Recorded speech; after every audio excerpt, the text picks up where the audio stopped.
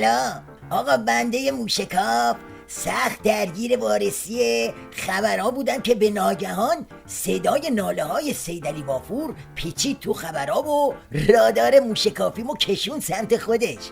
این دفعه حزما جک و جونوراش تو تیویریشو دور عباش جمع کرد تا یه روزه خیلی خیلی مهم براشون بخونه. حضرت آیت الله خامنه‌ای رهبر معظم انقلاب اسلامی صبح امروز در دیدار مسئولان و مدیران رسانه ملی و اعضای شورای نظارت بر صدا و سیما با تبیین اهداف جنگ نرم برنامه ریزی شده، گسترده و همه جانبه نظام سلطه با جمهوری اسلامی تغییر باورهای مردم را مهمترین هدف این جنگ پیچیده خواندند. ساعت خواب، یعنی تازه فهمیدی که باور مردم تغییر کرده؟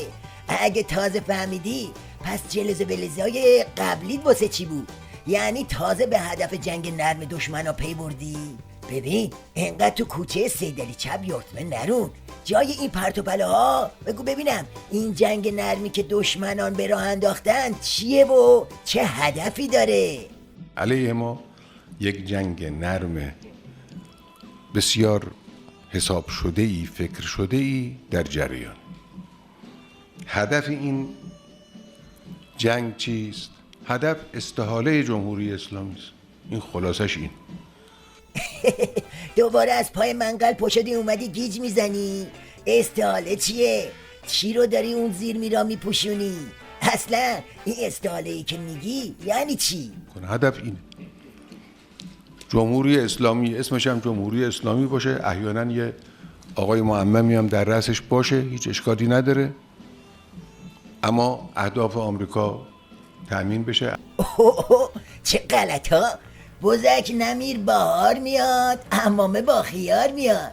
ببینی چه صابونی به شکمش مالیده.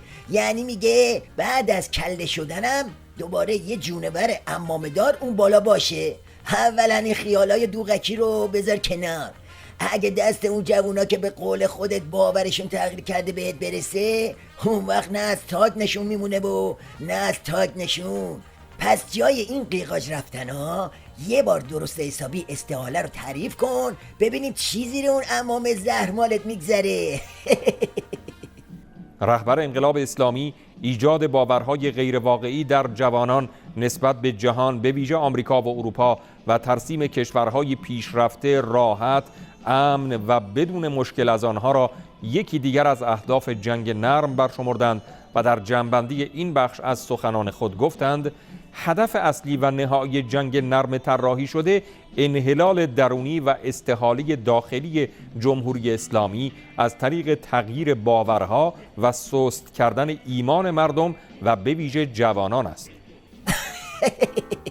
بازم که قاطی کردی که آخه چرا اینقدر قضیه رو میپیچونی؟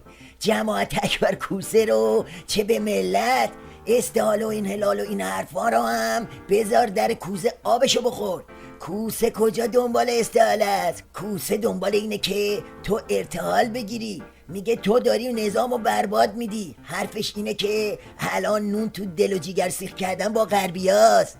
اون دنبال حفظ نظامه. اما اگه منظورت جوونای باصفا و بامرام ایرانیه، خب بازم باید بگم کش گفتی، چون جوونای برانداز میخوان هست و نیستتون رو به باد فنا بدن، میخوان کلتون رو جارو کنن.